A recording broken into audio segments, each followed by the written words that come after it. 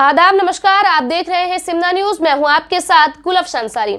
हाजिर हूं आपकी खिदमत में एक बार फिर उसी मुद्दे को लेकर जिसकी आज न सिर्फ देश में बल्कि विदेशों में भी चर्चा हो रही है। और इस चर्चा पर चाहे कोई सेलिब्रिटी बात रखे या किसी देश का प्रधानमंत्री बात रखे, इसका जवाब खुद हमारे देश की जो फॉरेन मिनिस्ट्री है वो इसका जवाब तलब कर रही है कि आपको हमारे देश के आंतरिक मामलों में बोलने की इजाजत नहीं है। ये बात और है कि आप किसी भी देश के आंतरिक मामलों पर हस्तक्षेप कर सकते हैं। जी हाँ, आज हम बात करने वाले हैं देश की किसान विरोधी प्रदर्शनों पर जो देश के किसानों के खिलाफ चलाए जा रहे हैं। जैसा कि हम सभी जानते हैं कि 26 जनवरी को ऐसी कुछ घटनाएं हुई थी जिसकी निंदा पूरे विश्व में की गई थी।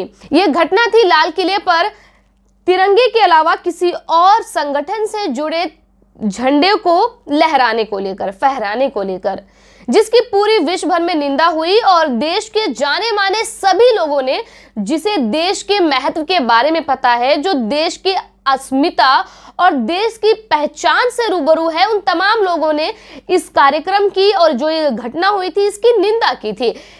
इसके बाद पूरे प्रदर्शन को, जो किसान आंदोलन पिछले 2 महीनों से चला रहा था, उसको कटघरे में खड़ा किया गया और खुले तौर पर कई लोगों ने देश के किसानों को, देश के अन्नदाताओं को आतंकवादी कहना भी शुरू कर दिया है। और बीजेपी की चाटुकार जो आपकी एक्ट्रेस है, बीजेपी की चाटुकार एक्ट्रेस कंगना रनौत जो है एक बार फिर एक्टिव हो चुकी है और उन्होंने अपना वही पुराना काम धंधा जो है शुरू कर दिया है, जिसमें वो ट्वीट करती है। ट्वीट में वो देश के किसानों, जो इस तरह का आंदोलन चल रहा है, उसके खिलाफ जहर उगलती दिखाई देती है। कभी वो उन्हें भाड़े की महिलाएं बताती है जो 100-100 रुपए में धरने पर बैठी है। तो वहीं दूसरी तरफ वो किसान जो आंदोलन कर रहे हैं, जो अपनी हक के लिए सड़कों पर खड़े हैं, इस कड़कड़ाती ठंड में खड़े हैं, उन लोगों को वो आतंकवादी कह रही है।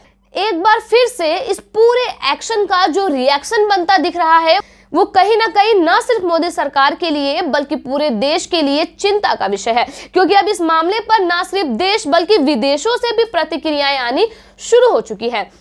कनाडा के प्रधानमंत्री जस्टिन ट्रूडो ने भी इस पूरे मामले पर और जिस तरह का एक्शन किसानों के खिलाफ लिया जा रहा है हमारे देश में, उसके खिलाफ टिप्पणी की है, जिस पर विदेश मंत्रालय ने रिट्वीट करके इस बात का संज्ञान दिया है कि ये हमारा आंतरिक मामला है और इसमें जो है आपको इंटरफेयर करने की जरूरत नहीं है। ये बात और है कि बात चाहे पाकिस्तान की हो, बात चाहे अमेरिका की हो, बात चाहे किसी भी देश की हो, हमारे सरकार और हमारे सरकार के जो माननीय मंत्रीगण हैं वो खुलकर अपनी विचारधाराएं रख सकते हैं, क्योंकि ये उनका राइट टू फ्रीडम है, राइट टू स्पीच वाला फ्रीडम है, जिसका उन्हें जो अधिकार है वो मिल गया है। लेकिन अगर देश का बंदा देश में रहते हुए किसी हक की बात करे, देश के प्रजातंत्र की बात करें, देश के लोकतंत्र पर गहराते संकट की बात करें, तो देश जो है वो खतरे में हो जाता है। न जाने कैसे, पर देश का अन्नदाता जो कभी मोदी सरकार की पहली प्रायोरिटी होती थी, पहली प्राथमिकता थी, उनकी आय दुगनी करनी नरेंद्र मोदी की प्राथमिकता थी, अब वही किसान जो है खुले तौर पर आतंकवादी कहला दिए जाते हैं। क्योंकि प्रधानमंत्री नरेंद्र मोदी ने आज तक खुद तो कभी कुछ कहा नहीं, लेकिन उनके जितने भी चाटुकारिता करने वाले पत्रकार हो या फिर लीपापोती करने वाले एक्ट्रेस हो या मंत्रीगण हो, वो इस काम को बखूबी अंजाम दे रहे हैं।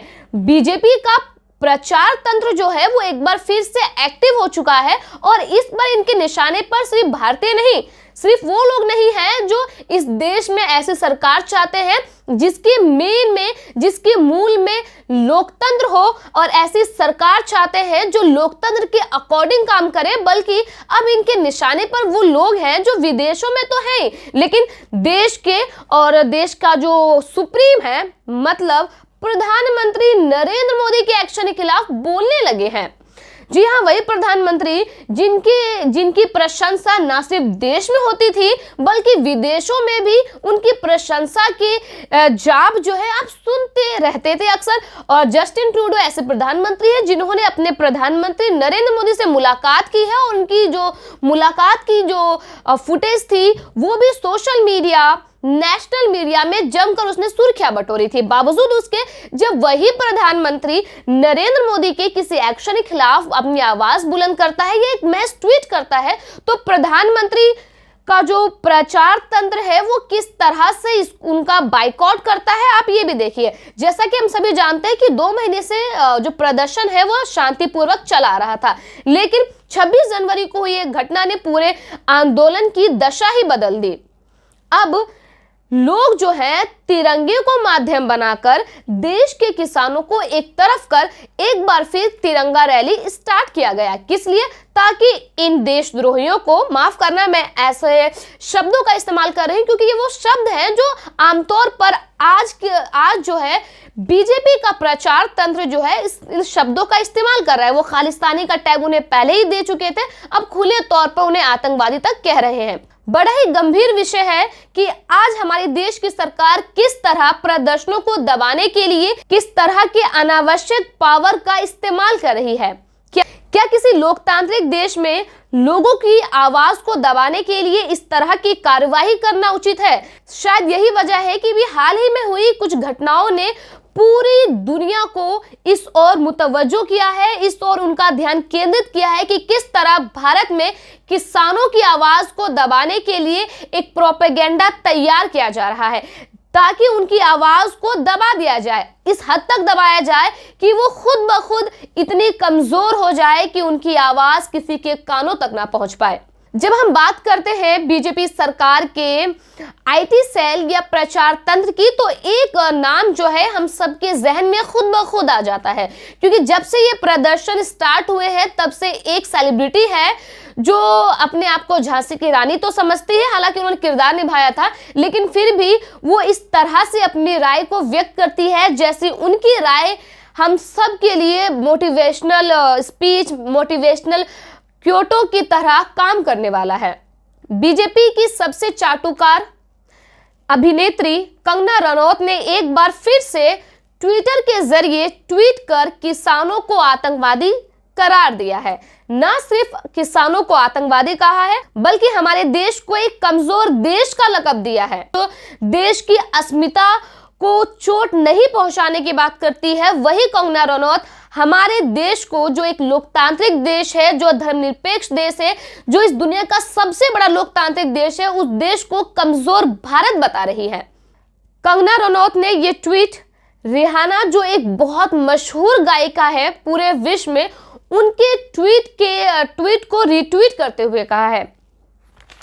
बता दें कि ऐसी बहुत सी हस्तियां हैं जिन्होंने इस पूरे मुद्दे पर अपनी बेबाक राय रखी है, और खुले तौर पर मैं पहले आपको यहां पे बताना चाहूंगी कि इस दौरान किसी भी सेलिब्रिटी ने खुले तौर पर किसान बिलों का समर्थन या फिर उनका विरोध नहीं किया है, बल्कि जिस तरह का रवैया केंद्र सरकार किसानों के प्रति अपना रही है उसके खिलाफ उस पर अपनी सोच व्यक्त की है कि जो हो रहा है वो चिंताजनक है। जिस तरह की तस्वीरें भारत में देखने को मिल रही है उससे हम सभी को चिंतित होना चाहिए और इसके खिलाफ बोलना चाहिए। इसमें जो कुछ मेन नाम है उसमें एक रिहाना है। अब रिहाना कौन है? ये आप ये समझ लीजिए, हॉलीवुड गायिका है, बहुत मशहूर गायिका है, जिनकी सिर्फ और सिर्फ ट्विटर पर ही 10 करोड़ से ज्यादा फॉलोअर्स हैं। हमारे प्रधानमंत्री नरेंद्र मोदी जो हैं बहुत ही चर्चित फेस कहे जाते हैं, क्योंकि उनका जो फॉलोअरशिप है वो न सिर्फ हमारे देश में बल्कि विदेशों में भी बहुत अच्छा माना जाता है। लगभग ट्विटर पर उनके 6 करोड़ फॉलोअर्स हैं। याद रखना, रिहाना जो एक गायिका है उनके फॉलोअर्स जो हैं वो 10 करोड़ के आसपास हैं। इसके बाद आपने सुना होगा क्लाइमेट चेंज के लिए एक नाम जो है, जब भी बात क्लाइमेट चेंज की होती है तो एक नाम हमारे जहन में आता है। ये नाम है ग्रेटा थनबर्ग, जो अपनी बेबाक राय के लिए जानी जाती है। उन्होंने भी इस पूरे मामले पर अपनी राय रखी है। उन्हें ट्वीट कर कहा, we stand in solidarity with the farmer protest in India. इसके अलावा अमेरिकी कांग्रेसमैन है जिम कोस्टा, उन्होंने भी साफ कहा है कि भारत में जो कुछ हो रहा है वो चिंताजनक है। फॉरेन अफेयर का सदस्य होने के नाते मेरी निगाह इस पूरे मामले पर है। शांतिपूर्वक प्रदर्शन करने का अधिकार सबको है। इसके अलावा हमने आपको बताया कि कनाडा के जो प्रधानमंत्री है जस्टिन ट्रूडो, उन्होंने भी इस मामले पर कुछ ऐसे ही प्रतिक्रिया दी है। इसके अलावा अभी हाल ही में जो अमेरिका की वाइस प्रेसिडेंट बनी है कमला हैरिस, उनकी भतीजी है मीना हैरिस, उन्होंने भी ट्वीट किया है। वो लिखती है, It is no coincidence that the world's oldest democracy was attacked not even a month ago, and as we speak, the most populous democracy is under assault. This is related. We all should be outraged by India's internet shutdowns and paramilitary violence against farmer protest. यानी वो कह रही है कि जिस तरह से internet काटा जा रहा है, जिस तरह से अर्धसैनिक बल किसानों पर हमला कर रहे हैं, इसके लिए हम सबको चिंतित होना चाहिए। इसके लिए हम सबको चिंतित होना चाहिए। मैं आपको यहाँ पर एक बार फिर बता दूं कि ये तमाम लोग जो है, तमाम सेलिब्रिटी जो है, वो किसान बिल के ना तो समर्थन में बात कर रहे हैं और ना ही इसके अगेंस्ट में, बल्कि ये बात कर रहे हैं उस प्रदर्शन की जिसको दबाने के लिए मोदी सरकार नीच से नीचतम स्तर तक गिर गई है। आपने यकीनन वह खबरें भी सुनी होंगी जिसमें किलों को सीमेंट के जरिए मजबूत किया जा रहा है ताकि कोई भूल कर भी इस ओर आने की जरूरत ना करे। अगर वो ऐसा करता है, अगर ट्रैक्टर चलाया जाए तो ट्रैक्टर के टायर जो है दो फाड़ हो जाए। अगर गलती से किसी भी किसान, किसी भी आंदोलनकारी का पैर उन कीलों पे पड़ जाए तो क्या हालत होगी, ये हम और आप बखूबी समझ सकते हैं। रिहाना ने अपने ट्विटर के जरिए ट्वीट कर कहा था कि आखिर हम लोग क्यों किसान प्रदर्शनों पर बात नहीं कर रहे हैं। इसका जवाब देते हुए कंगना रनौत ने लिखा कि किसानों के मुद्दे की बात कोई इसलिए नहीं कर रहा क्योंकि ये आतंकवादी है जो देश को बांटना चाहते हैं ताकि चीन हम पर कब्जा कर ले, ताकि चीन हमारे कमजोर और टूटे हुए देश पर कब्जा कर सके और उसे चाइनीज कॉलोनी बना दे। बैठ जाओ मूर्ख, तुम लोगों की तरह हम अपने देश को नहीं बेच सकते। कंगना रनौत के ये ट्वीट का आप कितना समर्थन करते हैं, हमें जरूर बताएं। क्या हमारे देश को एक कमजोर और टूटा हुआ देश कहना हमारे देश की अस्मिता के साथ खिलवाड़ करने वाला नहीं है? और क्या कंगना रनौत ये मानती है कि हमारा देश टूटने की कगार पर है या टूट चुका है? इस पूरे मामले पर कई बेबाक राय रखी गई है, लेकिन हमारे देश की जो फॉरेन मिनिस्ट्री है उन्होंने लगभग तमाम सेलिब्रिटीज जो भी इन पर ट्वीट कर रहा है उन्हें रीट्वीट कर रही है और ये बता रही है कि हमारा आंतरिक मामला है या फिर हम जो है किसानों से बात कर रहे हैं। इन तमाम बिलों को जो है चर्चा, वाद विमर्श के बाद ही जो है पारित किया गया। ऐसे ऐसे उदाहरण जो है हमारे देश की गृह मंत्रालय से लेकर के फॉरेन मिनिस्ट्री तक जो है इस बात को बयां कर रही है। लेकिन इस कानूनों को किस परिस्थिति में लागू किया गया है, किन परिस्थितियों में ये राज्यसभा से लोकसभा, लोकसभा से राष्ट्रपति तक के पास पहुंची है, ये हम और आप बखूबी जानते हैं। फिलहाल आपको आज की ये वीडियो कैसी लगी, हो सके तो हमें कमेंट कर जरूर बताएं और वीडियो पसंद आने पर वीडियो को जितना हो सके ज्यादा से ज्यादा शेयर करें। आज की इस खबर में फिलहाल इतना ही। धन्यवाद। जनहित से जुड़ी चुनिंदा खबरों को जानने के लिए सब्सक्राइब करें शिवना न्यूज को और बेल आइकन को दबाना ना भूलें। वीडियो पसंद आने पर लाइक, शेयर और कमेंट करना ना भूलें।